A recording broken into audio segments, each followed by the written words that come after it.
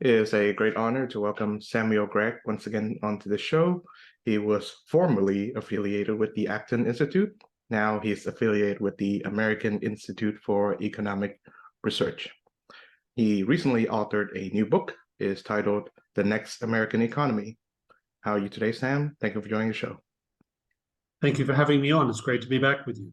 Yes, of course. And last time you were on this show, we had a wonderful, delightful conversation about Michael Novak.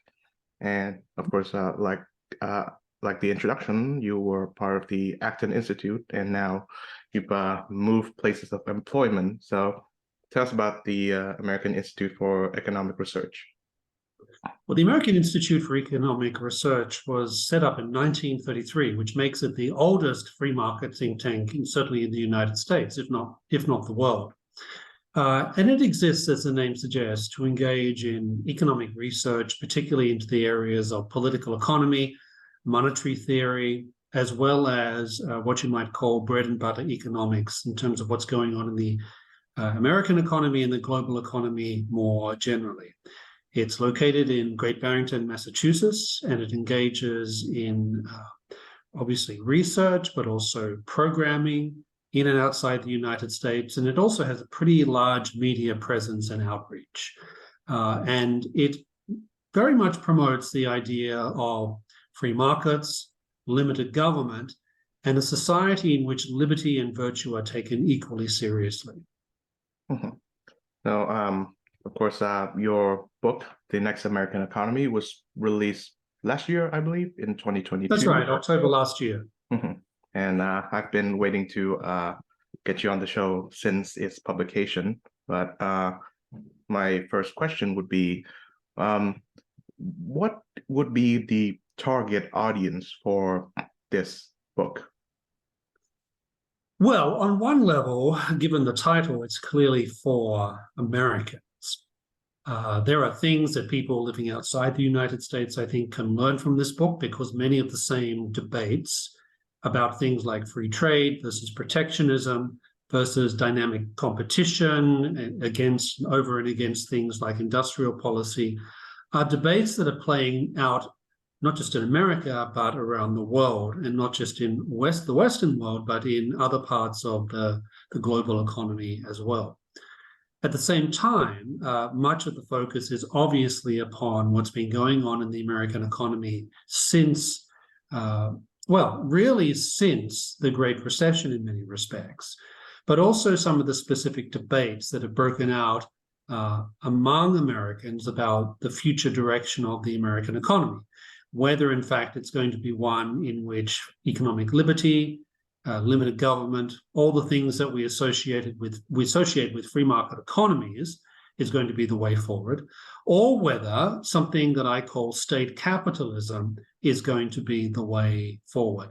And people have different degrees of interest in this subject, obviously, but it seems to me that it's not just policymakers, people working in Washington, D.C., academics, public intellectuals who are debating all these topics all the time, who are the audience. The book is also written in a way that what you might call everyday people who are interested in following debates about economic policy in the United States can easily follow. And I try to outline to them why I think state capitalism is not a particularly good way forward, and why free market economics and economies are the optimal future for the United States. Now, what surprised me upon the publication of the book and the months since is that anti-free market rhetoric has made its way onto the American right.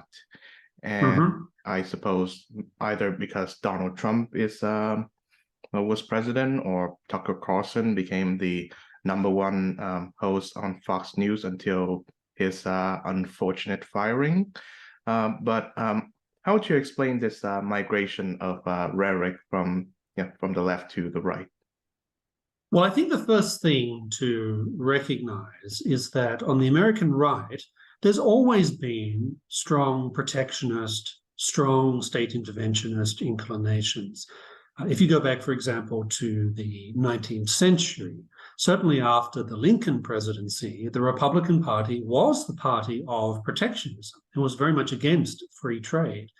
And that only really started to change, I would argue, after the Second World War. So there's always been protectionist sentiment on the political right. But even in more recent times, if you go back to, say, 1990, 1991, 1992, with the Republican contest for who was going to be the Republican Party's nominee for president, let's keep in mind that George H.W. Bush, who was a sitting president, was challenged by one Patrick Buchanan. And Patrick Buchanan is a long-standing protectionist, very much an economic nationalist, and he got a lot of votes and support in that particular primary, and some would argue got so much that he probably damaged the ability of George H.W. Bush, who was a free trader, to get re-elected. So these sentiments have been around on the American right for a long time. And I think it's very easy to say, well, maybe this has to do with the rise of Donald Trump.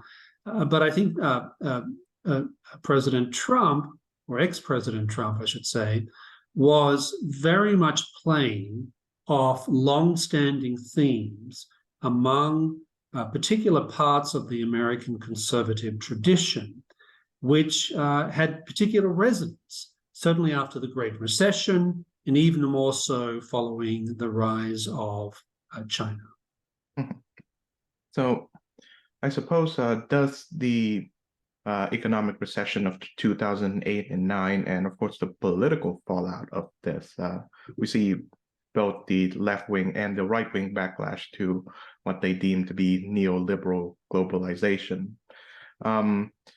And I believe you write in the book that we need to employ new arguments, or at least modified versions of the classic arguments that we use to justify free market and free trade. So how would you go about doing that? Well, I think one of the mistakes that was made by a lot of people who are in favor of free enterprise, dynamic competition, and free trade, really after 1990, was to allow the argument for free trade to become associated with what I'll call Francis Fukuyama end of history arguments. So you'll recall that Francis Fukuyama wrote that famous essay, which became a very important book called The End of History, in which he basically argues that all societies are essentially headed in the direction of becoming liberal democracies and free market economies. And really, it's only a matter of time before we all end up at that destination, the end of history, so to speak. And that gave the case for free trade some unfortunate associations. For one thing, it got associated with a type of economic determinism that says this is going to happen anyway, so you may as well get on board, otherwise you're going to be left behind. The second thing I think it did was that it associated the arguments for free trade with a type of globalist sentiment. Now, by that I don't mean globalization, which is simply the increasing economic integration of nations and economies around the world. That's not what I'm talking about. Rather, I would say that free markets and free trade became associated with a type of disassociation from the nation state, a tendency to see nations and national sovereignty as relics from the past. And that, I think, also meant that free trade became disassociated with people and countries thinking about their national interest. In other words, free trade got very much wrapped up in a type of globalist sentiment. And that was a mistake, because I happen to think that Adam Smith is right when he says that once you get to the level of nation, it's very hard for people with all the best will in the world to extend their empathy and sentiments beyond that. And so what that means is that if we're going to make the case for free markets and free trade today, we have to disassociate it from this type of borderless globalism, let's call it that, which unfortunately was the association that it acquired from the 1990s onwards, and instead show how free trade, free markets, entrepreneurship, dynamic competition are in the best interests of whichever nation decides to go down that path. Because economic nationalists of all stripes have been very clever and very good at acquiring the patriot label, that they really care about the country, whereas soulless free market people like myself apparently don't. So it seems to me very, very important that those who are arguing for free trade and free markets at a time in which issues of national identity and national cohesion are very much on people's minds, not just on the right, but also on the left, it seems to me that making the argument for free trade needs to be willing to take up that type of argument so that they become much more associated with questions of who we are, who people are, what communities they belong to. And I happen to think that's very doable, not least because if you go back to the great tradition of free markets and you go back to the great tradition of free trade, that's a type of association that people like Adam Smith certainly made. It was not about some sort of eternal peace in a world in which war and conflict has been banished forever because of trade. He actually thought that trade was good because it was of benefit to peoples, individuals, and nations. A very recent example that people who are opposed to you and I regarding the free trade, free market question is the very short-lived premiership of one Elizabeth Truss. I believe she and her chancellor, Kwasi Kwarteng, instituted a series of tax cuts that is very much reminiscent of Reagan-era supply-side economics, and that cost her her premiership. Was it an example of miscalculation of timing on Truss's part, or is the idea of tax cuts for the high-income people a failure in and of itself? So that's a good question because the book obviously plays very much into those types of discussions. And I think there were several things that happened with the short-lived prime ministership of Liz Truss, which I think are very relevant for this discussion. One is that large numbers of people in the Conservative Party, which of course she was the Conservative Prime Minister, are not actually that much in favor of free markets. So they're much more what you might call one nation Tories. They do believe in a pretty big role for the state, both internationally and when it comes to the domestic economy. So she ran into considerable opposition from large sections of her own party. I think a second problem was that if you're going to be producing, implementing, and above all, selling a pro-market agenda, tax cuts at the top end of the scale are probably not the most politically wise place to begin. You're probably much better off beginning with something like lowering trade barriers or trying to forge free trade agreements with other countries.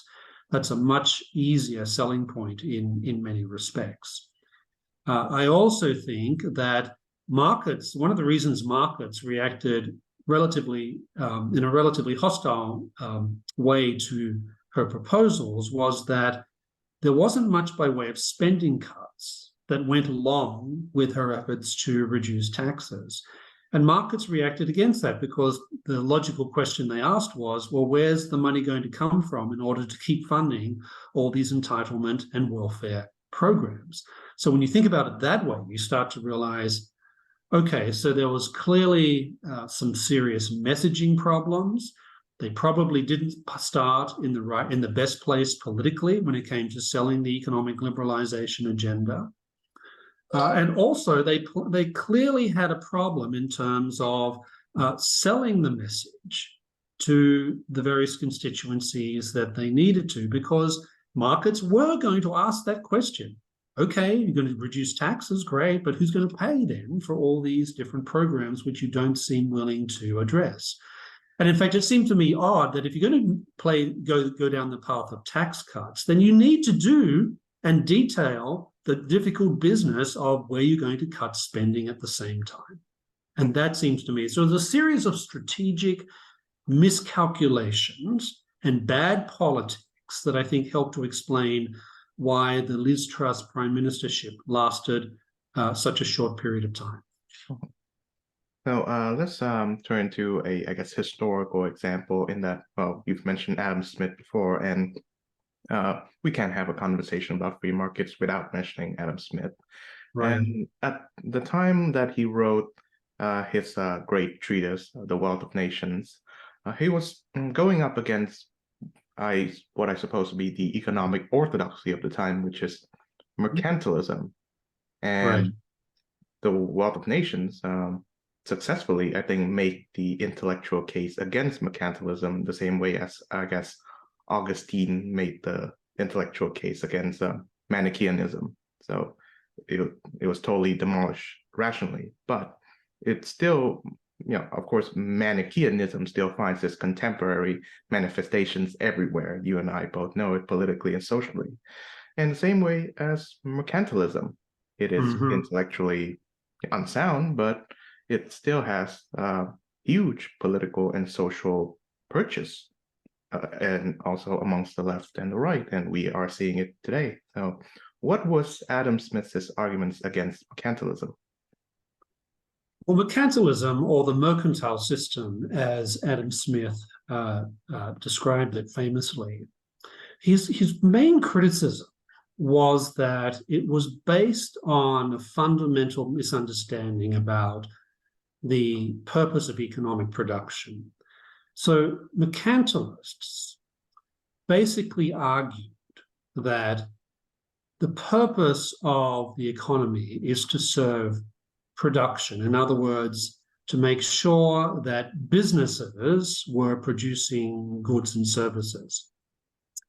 And that meant that the state needed to do whatever it needed to do in order to support, in different ways, the emergence and continuation of businesses, in the sense that this was seen as good for people to be able to work. It provided people with employment. And it was seen, but the problem with this argument is that the purpose of economic life is not production for the sake of production. The purpose of economic life is consumption. We don't consume in order to produce. We produce in order to consume. And when you think that way, what you realize is that economic life is ultimately focused upon meeting consumer wants and needs. And mercantilism, precisely because it's much more about promoting the interests of producers, or more specifically, politically connected producers, those who enjoy good connections to government or government officials or legislators or politicians.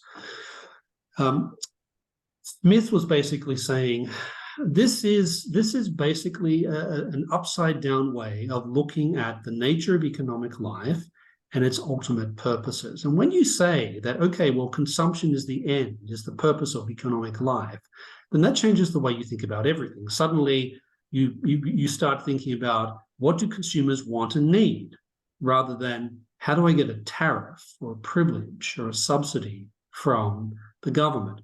The other thing about focusing upon consumers is it forces people to make difficult decisions about where they allocate scarce resources of capital and labor. Mercantilism isn't even interested in dealing with that particular question, whereas the consumer-based approach is interested in this question, and that generates the sorts of economic efficiencies that lead to growth in wealth. And I'll just close on this point when it comes to Smith and mercantilism. It's very important to remember that mercantilists per se are not interested in questions of economic growth. That's not what they think is important. It's maintaining production, and their place and their privileged place for that in the process of economic production. You only get growth in wealth if you manage continually to have the types of efficiencies that are created by entrepreneurship, by dynamic competition, both domestic and international. That's the type of thing that grows wealth. And the mercantilists had a very zero-sum understanding of the economy. They didn't think about things like growth. They weren't really interested in questions of economic growth. For them, economic life was very much a question of beggar thy neighbor. You became wealthy by taking from others. Nations became wealthy by basically trying to secure as much of the world's finite wealth as possible, rather than thinking about how do we grow the overall sum of wealth. And that is, I think, one of the crucial revolutions that Smith's Wealth of Nations introduces into the way that we think about economic life. And it highlights all the problems and inefficiencies, and I think the ultimately incoherent foundations of the mercantile system. And I suppose another intellectual current that was trying to repudiate Smith and the notion of growth stems from Thomas Malthus, the great Reverend. And of course, the intellectual foundations of Malthus, I find, can be demolished by Smith and his successors, but Malthusianism still finds a lot of purchase today too, especially among the, I guess, environmentalists. Today, a lot of world leaders are championing this kind of environmentalism. See? Yes, and in fact, I think in many respects, it's the neo-Malthusians who are the biggest problem. I mean, Malthus sort of provides some of the foundations of what you might call Malthusian approaches to questions of population. But it's his successors that really took this in the particular directions that still wield considerable influence today. Because neo-Malthusians basically see the world as finite in terms of resources. Human beings are seen primarily as those who essentially eat up the world's wealth rather than creating it. And for that reason, they start to wander into areas of population control, of trying to dampen down, even reduce economic growth. At its most extreme forms, it produces things like mainland China's population control policies, which China recently abandoned because they realized it's turned out to be an economic disaster for them. And in the West, it persists in arguments along the lines of, well, we shouldn't be having too many children because children are a burden on the planet, but also in what's called the no-growth movement. And these are organizations that are basically saying economic growth is a bad thing and we need to stop doing it. Now, if we were to stop economically growing tomorrow, I can assure you that the world's economic and political state would go downhill extremely quickly, because I think we forget just how difficult it is to generate economic growth. We forget that economic growth is not the norm in human history. And we also need to understand that if we want to be able to live dignified and worthwhile lives, economic growth is a major precondition to that. So Malthusianism, or neo-Malthusianism, I think, continues to exert a type of subliminal influence on the way that many people in Western countries, but also in international organizations, the way that they think about these particular types of subjects. And you're right, Adam Smith was basically saying the idea that somehow we're going to run out of resources, that somehow we're going to consume all the resources of the planet. He was basically pushing back against that and saying, no, we are capable of being productive. We are capable of being economically creative. We can, in fact, grow wealth over significant and lasting periods of time that not only take lots of people out of poverty, but also enable many of us to do things that our ancestors would have found completely beyond their very imaginations. Mm-hmm. I see that the Austrian school as well as the Chicago school, the works of which both of us find convincing in some ways, are heirs of this Smithian tradition in their own ways. But in the 20th century, a well-known British economist sees himself as repudiating this classical Smithian tradition. And of course, you already know who I'm talking about, Sir John Maynard Keynes. And in his work, The General Theory of Employment, Interest, and Money, he suggested a different way of doing capitalism. And of course, in defense of that, he saw that capitalism was, I guess, the kind of free market economy that Adam Smith and Ricardo was talking about was leading towards the Great Depression. And I suppose in order to prove Keynes wrong, so to speak, you have to challenge his thinking as to why and how the Great Depression happened. So how would you go about doing that?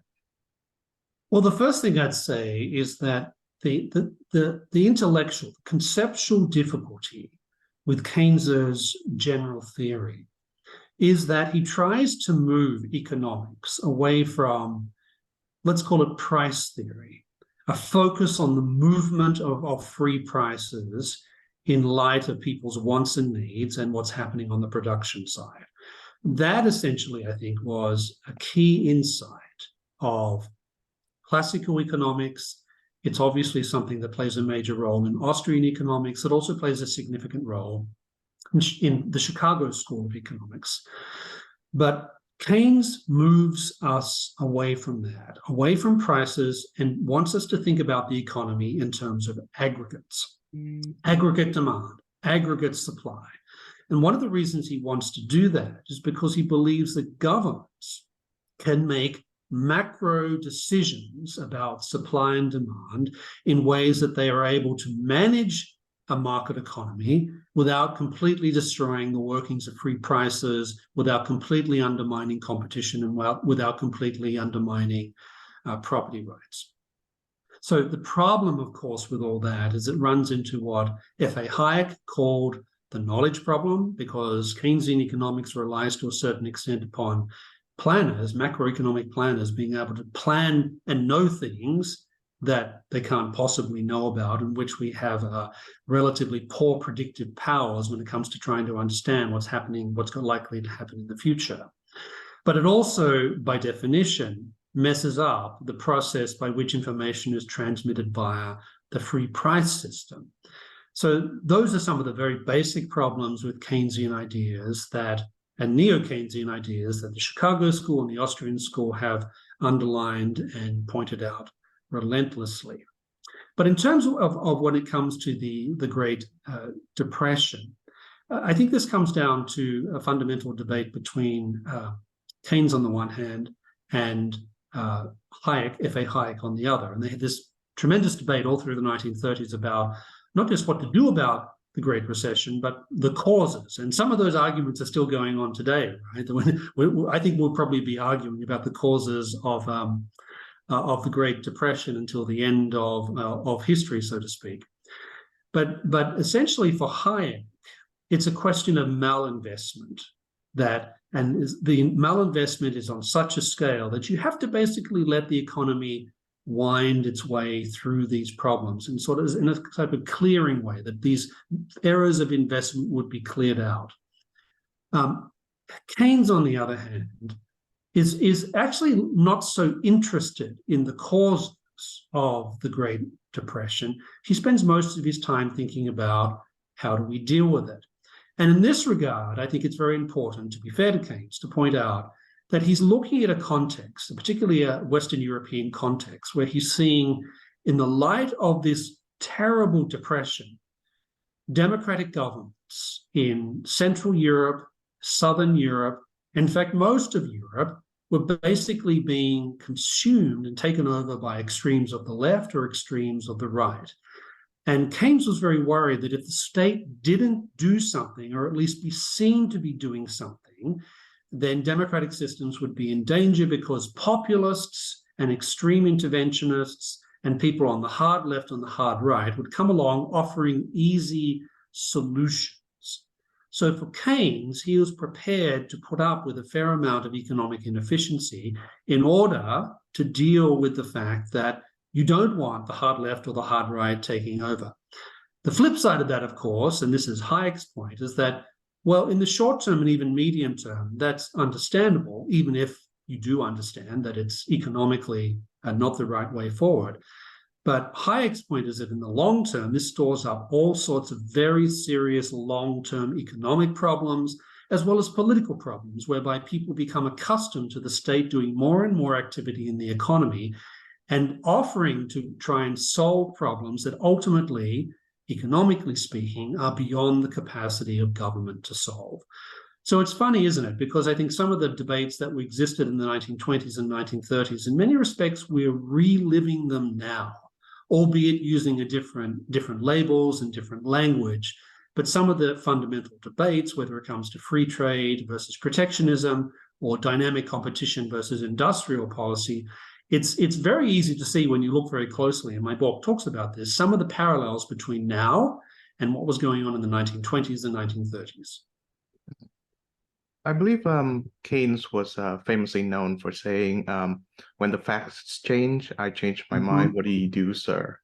And I believe both Hayek and Friedman have said that, well, had Keynes not died an untimely death, he passed away in 1946, he would have seen the effects of some of the key policies that he was advocating and sought to advocate a reversal.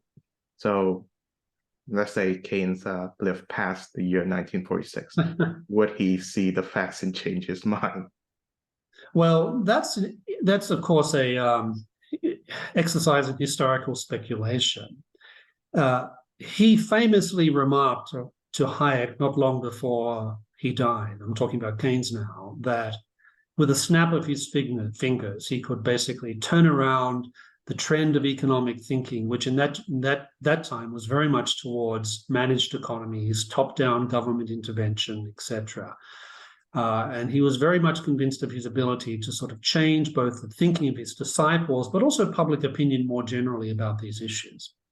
So maybe, maybe not, because Keynes had been saying all sorts of things in the 1930s that did not get traction among government officials. I mean, they were always prepared to listen to him, to talk to him, because he was clearly a very distinguished economist, and he was well known. Unlike most economists, he was well known among the public, so they had to pay attention to him. But they didn't do very much in the 1930s that he liked. In fact, for the most part, they didn't do what he liked. His ideas acquired traction in the middle of the Second World War and afterwards.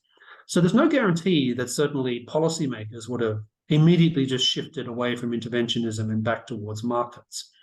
I think the other piece of information we have to think about is that his disciples certainly continued down the path of interventionism, and they certainly believed that this was consistent with Keynes's thinking, that yes, the facts do change, but at the same time, the theory which they believed that Keynes had laid out very well in his book, The General Theory, was in fact valid. And while you can tinker with its application, you can develop it, the fundamentals were basically set in place. So judging by the behavior of his disciples, it's not clear to me that Keynes himself would have changed direction. And in fact, we know that at things like Bretton Woods, like only 2 years before he died, he really fundamentally hadn't changed, or he doesn't seem to be in any process of changing his ideas in light of particular facts and events. So I tend to be a little skeptical about whether Keynes would have changed his position. We can never know, of course. He was a mercurial person. He changed his mind a lot throughout the course of his career as an economist and as someone who was writing about political economy. We know that. We can see him move from free trade to protectionism and a range of other positions in sometimes very quick periods of time. But we don't know that that would have been enough to simply change the course, the trend of economic thinking at the time, particularly given it was after the Second World War, where people, many people, not just on the left but on the right, were convinced that using wartime-like methods in peacetime could produce a better economic future for everyone. I suppose upon the end of our discussion, viewers will have learned that the ideas in regards to the economy that are politically salient are not economically sound. So nevertheless, in the aftermath of the 2008-09 recession, Keynesianism or new Keynesianism began to gain traction. I remember it was Larry Summers, right, who was the notable new Keynesian, was tapped by Obama in his administration as his economic advisor to solve the recession, so to speak. And I think Keynesianism has been running across the Democratic Party ever since in America. Hence, the inflation that we are still seeing today. Mhm. But you raise a powerful point in that, well, during an economic crisis, is there a role for the state, the government, in doing anything? Well, if you look at the history of major global economic crises from the 1840s up until, well, I guess the great lockdowns of 2020 to 2021, you basically get one of two reactions. One is that there's a pressure for the government to intervene, to short circuit the crisis, either to bring it to a close faster than otherwise expected, or to manage the crisis in ways that damage is minimized.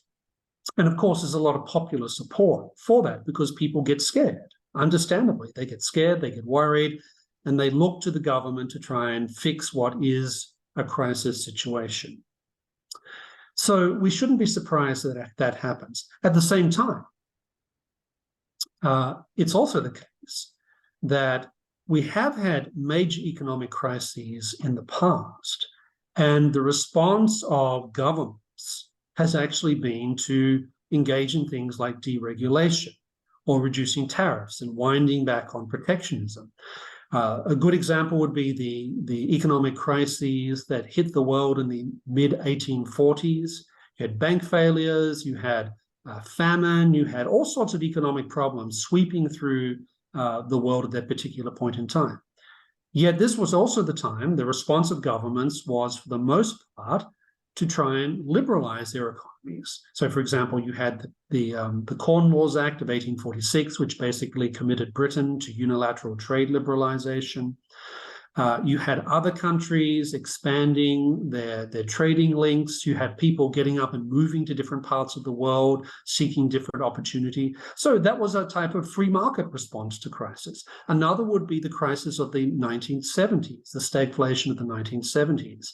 You didn't see a turn to government at the end of the 1970s. What you saw was quite the opposite. Beginning in the late 1970s, you had governments across the world starting to talk about, well, maybe we need to liberalize our economies. Maybe we need to free up the economies so that we can unleash the creative powers of individuals and businesses and increase competition. And that's how we'll get through the crisis. Now, I think if you look at the historical balance sheet, you'll see that there's generally a turn to government in the context of economic crises. And that's certainly true of the 2008 financial crisis, as well as the great lockdowns of 2020, 2021. But it's not always the case. And that, so basically you're confronted with two models. One is the government does a lot in the sense of direct intervention into the economy to try and manage the crisis. But the government can also choose to act in ways that reduce interventionism, to make the conscious choice to liberalize parts of the economy in the hope that that will deliver a way out of recession and a return to economic growth. So that's, I think, basically the two ways that governments tend to act in the context of severe economic crises. Now, I happen to think that the free market approach is better, but I think it's entirely understandable why people look to the government during crises to try and do things in a proactive way, because they're frightened, they're scared, and they think, well, if the government's there for anything, this is the time for it to act, and now. I suppose that even though, I guess, Republicans and Democrats before Trump would disagree on the free market versus Keynesian approach, they would largely agree on the question of global free trade, in that there should be a global market. I think disagreements may range from whether we should have an international body of legislators managing free trade, or we should rely on multilateral treaties, say NAFTA. But of course, there's this growing disagreement among both the left and the right against this fragile consensus that we're having in regards to free trade. And the issue that I guess most that the right the Tucker Carlson right is most vocal about is that it displaces native-born American workers, and it enriches countries which are our geopolitical enemies, say China. So I guess starting with the displacement of native workers, how would you respond to that argument? Well, there's a couple of things. So we're really talking about manufacturing. This is the sector of the economy that is always brought up by economic nationalists on the left and on the right. Well, the first thing to know is that the number of people working in manufacturing has been declining in America since the late 1970s. And when I was researching my book, what I found was that it's estimated that between 80 to 90% of the job reductions in the field of manufacturing have nothing to do with trade. They have everything to do with technology. So when you go into a factory today, you don't typically look around and see lots of very big, burly men walking around wearing jeans and overalls, doing very physically demanding work. What you typically find is people walking around in lab coats, both men and women, and most of their focus is upon managing and improving the use of machines to produce manufactured goods. So that's the first thing. In other words, trade has very little to do with the reduction of jobs. The second thing is that the American economy absorbed many of those jobs in the sense that lots of people who once upon a time would have worked in manufacturing are now working in the higher paying, physically less demanding service sector of the economy. And in fact, that's what you want. You want people gravitating towards those sectors of the economy where they tend to get paid more. And the service sector of the American economy is really where the action is right now. So that's the second thing I would say. When it comes to this geopolitical question, which is in many respects wrapped up with the question of China, the moment that China opened itself, albeit in a relatively limited fashion to the rest of the world, it was bound to get richer. So China coming into the WTO in the late 1990s, something that a Democrat president initiated or was managed, so to speak, and a Republican president ended up agreeing to, that had some implications, obviously, for an influx of less expensive Chinese goods into the American domestic market.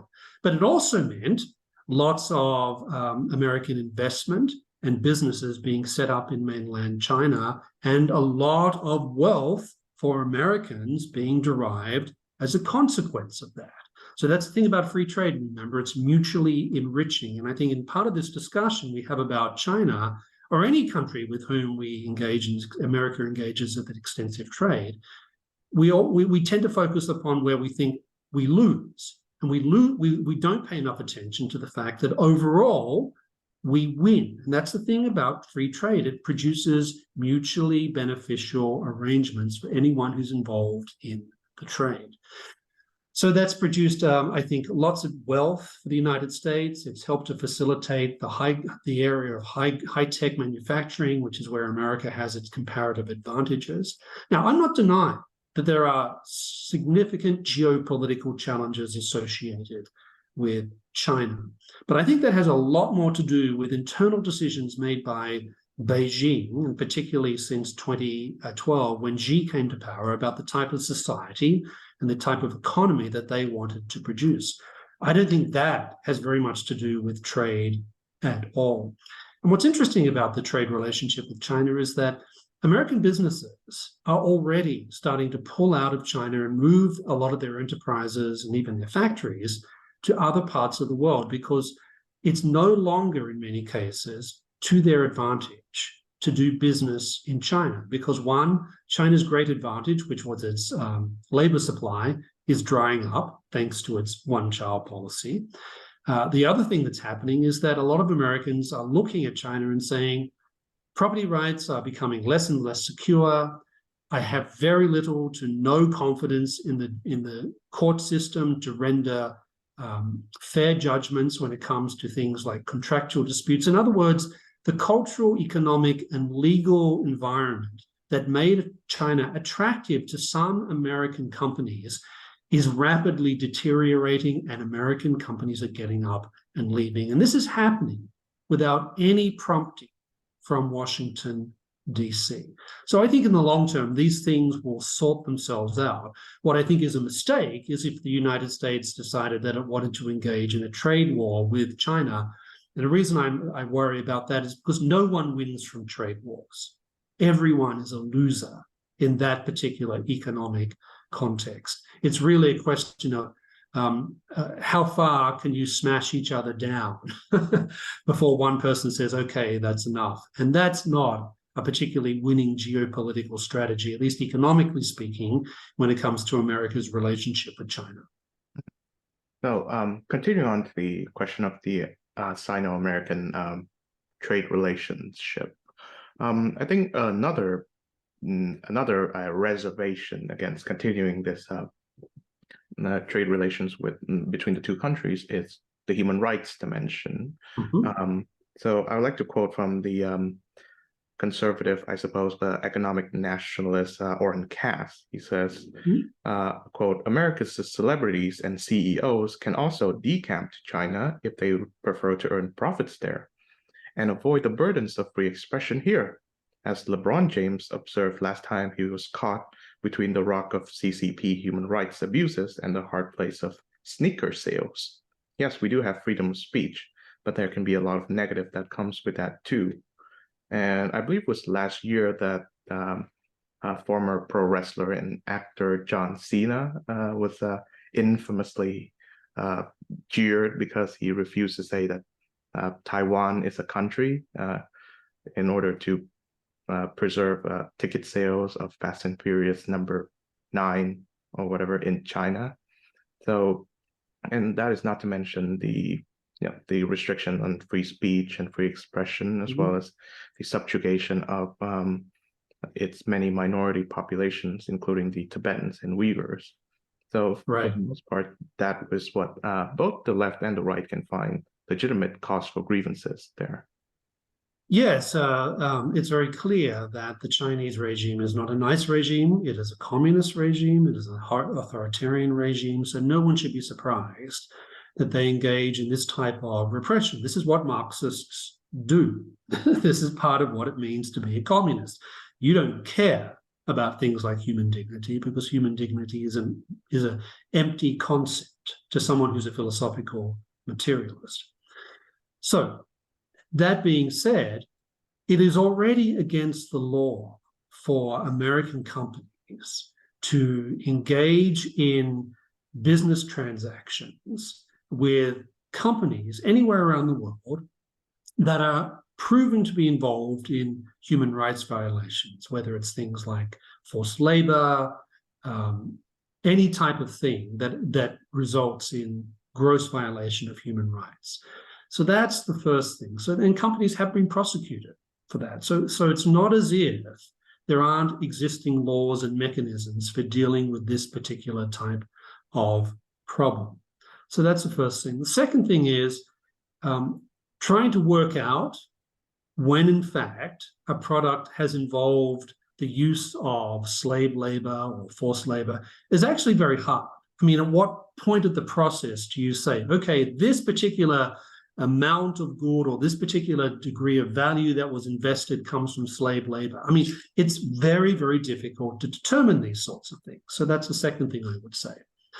The third thing I would say is that in many respects, the way that China behaves has been a bit of a wake-up call for many of us who believe in free trade, insofar as when China came into the WTO in 2000, 2001, I think part of the calculation on the part of many American policymakers was that once China embraced a greater degree of economic liberalization, political liberalization, civil liberalization would inevitably follow. That was part of the argument that was used at the time. They said it might take a while, but this is inevitably where we're going to end up. It's a type of version of the Fukuyama argument. Well, that did not turn out to be the case, right? It didn't turn out to be the case at all. So that, I think, is another reason why those of us who believe in free markets and free trade need to recalibrate our arguments away from this type of economic determinism and to focus upon the ways in which free trade and free markets serve the national interests of the United States. And that, I think, provides you with a good framework for thinking through questions about how you deal with bad actors like China. And we're already seeing this starting to happen in the United States now. So, for example, Chinese companies that invest on Wall Street now, they have to make a public declaration about, first, how many of their board members are members of the Communist Party. And secondly, they have to provide 3 years of certified accounting to show that they're not engaged in dubious activities. So all they have to do is to show that information and they can freely trade on Wall Street.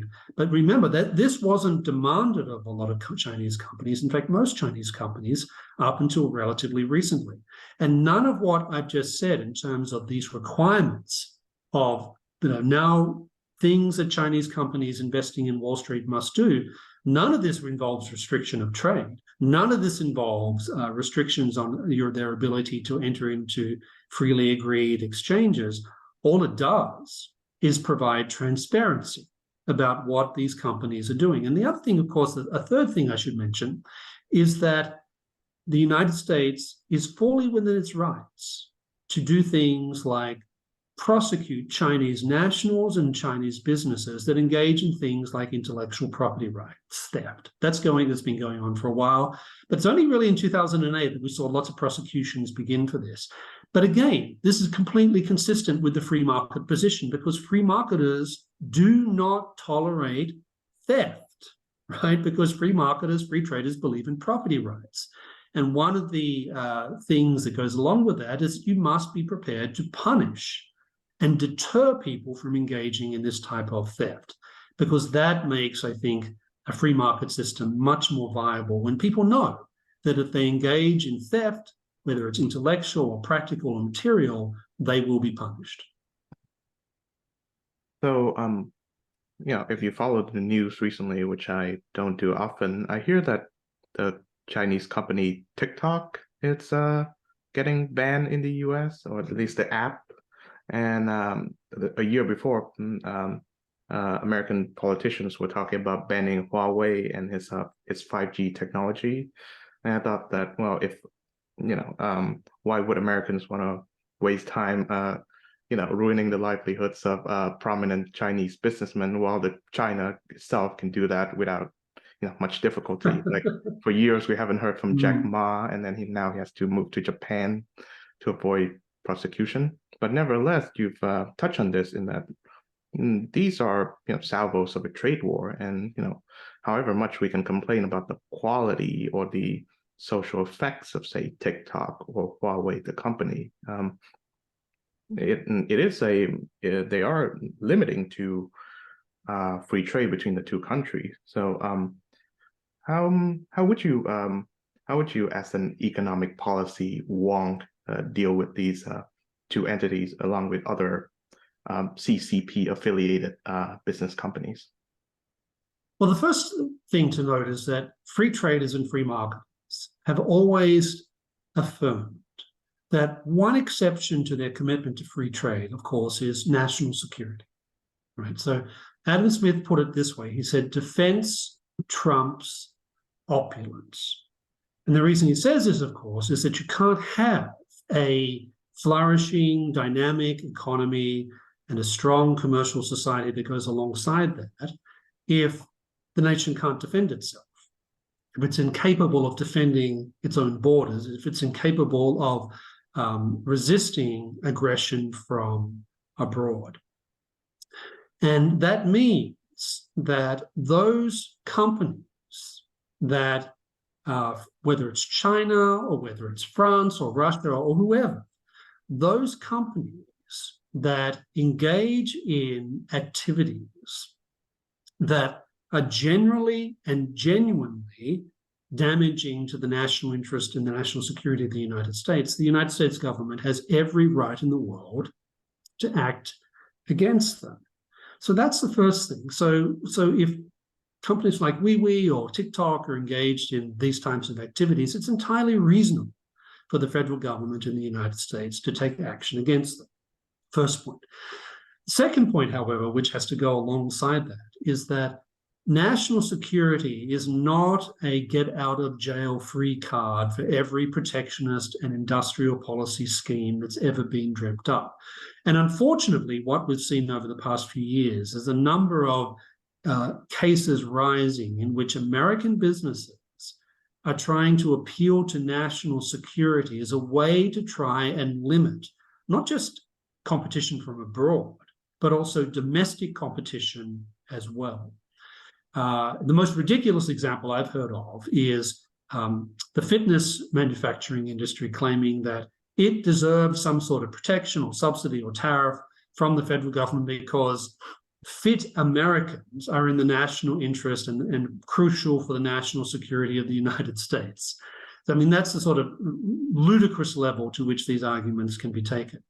So on the one hand, I think free traders have to affirm, and very firmly, that national security is a genuine exception, and that when trade is a direct means by which foreign governments are trying to hurt the United States and its national security interests, the federal government has every right to act.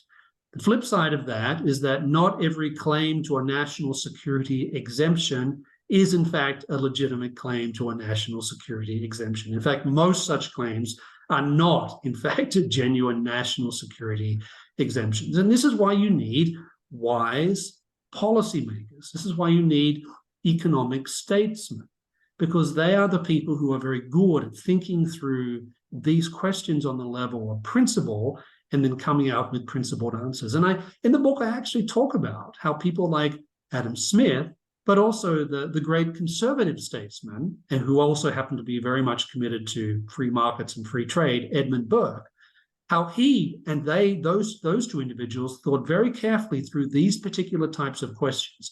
There's no reason why we can't emulate that type of thinking today when it comes to dealing with the free trade and national security issues. So, final question. I think both Smith and Burke and profound thinkers of the free market would say that there needs to be a firm framework of the rule of law in order to maintain the freedom of the market. But as you've also mentioned in the book, there also needs to be a solid foundation of civil society. Permit me to quote, humans exist within numerous associations and communities, families, schools, religious groups, business, towns, and nations, many of which are not economic in their nature or ends. Judgments about the direction of America's economy inevitably touch on issues like freedom, justice, and the common good. And of course, you don't have to watch that hit HBO series Succession to know that family and business do not mix well together. So right. There needs to be a strong demarcation between what is of the market and what is not of the market. So how would you go about drawing that fine line? I think a good way to start that conversation is to ask yourself, what is, to use an Aristotelian term, what is the purpose, the fundamental telos of a given organization or activity? So the family is not primarily an economic unit. It has economic dimensions to it, but its purpose is marriage, love and man, of a love and the love between two people, man and a woman, and their children, right? And the raising of children. That is the central telos of marriage and family. The central telos of the military is to defend the country and fight and win wars. The central telos of something like a church or a synagogue or a mosque is to answer questions about the nature of the transcendent and what, if anything, that has in terms of concrete implications for the way that I live my life. So when you think about it that way, you can very easily start to demarcate those types of activities off from those activities which are primarily about the creation of economic wealth and the meeting of consumer needs and wants. So you start to realize, okay, well, that's the purpose of stock markets. That's the purpose of business associations, large, medium, and small. This is the purpose of entrepreneurship. This is the purpose of competitive activity. This is the purpose of those forms of association that have a highly commercial, in fact, a dominant commercial dimension to them. Once you make those types of demarcations, you start to understand that, a business is not a family. Certainly, people should treat each other with respect and with dignity and in accordance with the rule of law and basic moral principles. But the purpose of a business is not to raise children. It's not about human love.